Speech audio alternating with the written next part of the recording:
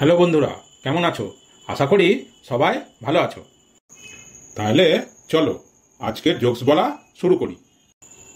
এক সোজা সরল সবজি বিক্রেতা পাড়ায় রোজই সবজি বিক্রি করতে আসে।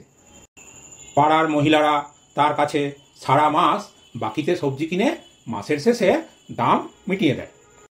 সবজিওয়ালা তার একটা খাতায় সব হিসেব লিখে রাখত, কিন্তু অদ্ভুতভাবে সে কোনোদিনই কোনো মহিলার নাম জানতে চায় নাই। অথচ মহিলারা মাসের শেষে অবাক হয়ে লক্ষ্য করত সে প্রত্যেকের হিসেব একদম ঠিকঠাক বলছে। তাই একদিন এই নাম না জেনেও হিসেব ঠিক রাখার রহস্যটা জানার জন্য তারা কৌশলে সবজিওয়ালার হিসেবের খাতাটা চুরি করল। আর সেটা খুলে যা দেখল তাতে তাদের চক্ষু একবারে চড়ক গাছ। সবজিওয়ালার হিসেব রাখার পদ্ধতিটা ছিল এই রকম: ধুমসি 500 টাকা, শুটকি 130 টাকা, টেরু 409 টাকা, নাকচেপটি 356 টাকা, হলদে দাঁতি 425 টাকা, কুলোকানি 309 টাকা, জলহস্তি 800 টাকা, পেটফুলি 630 টাকা, নেকি 222 টাকা, ঢলানি 230 টাকা, পুঁদুলি 330 টাকা, বর খেদানি 428 টাকা, পাড়া বেরিনি 135 টাকা, ইংরাজি বলুনি 280 টাকা, টাকলি 232 টাকা, ঘর জ্বালানি 450 টাকা।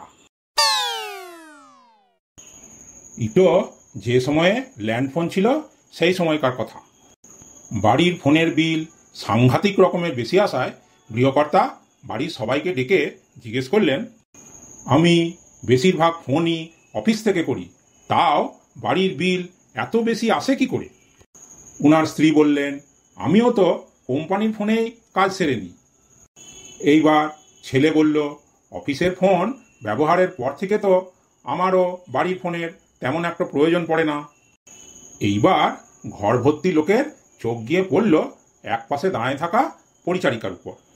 সে এতক্ষণ নির্বিকারভাবে সব শুনছিল।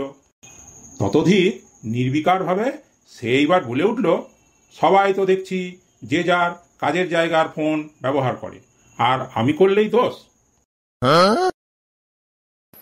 ওগো, আমার বাবা লন্ডন থেকে আসছে, জানতে চাইছে তোমার জন্য কি আনবে। কি আর আনবে? কেজি 2 মাটি আনতে বলো, আর কিছু লাগবে না। হ্যাঁ, ওইখানকার মাটি দিয়ে তুমি কি করবে? আমার ভাগ্যে তো আর কোনোদিন লন্ডন যাওয়া হলো না, তাই ওই মাটির উপর কিছুক্ষণ পা রেখে দাঁড়াবো। তাইলে আমিও বুড়ো বয়সে নাতিপুতিদের বলতে পারবো আমিও একদিন লন্ডনের মাটিতে পা রেখেছিলাম। বন্ধুরা, আজ তাহলে এই পর্যন্ত। জোকসগুলা কেমন লাগলো কমেন্টস করে জানাও। যদি ভালো লেগে থাকে তাহলে লাইক দিও, শেয়ার করো, আর চ্যানেলটাকে অবশ্যই সাবস্ক্রাইব করবে। আজকের মতন চললাম, আবার আসছি পরের ভিডিও নিয়ে।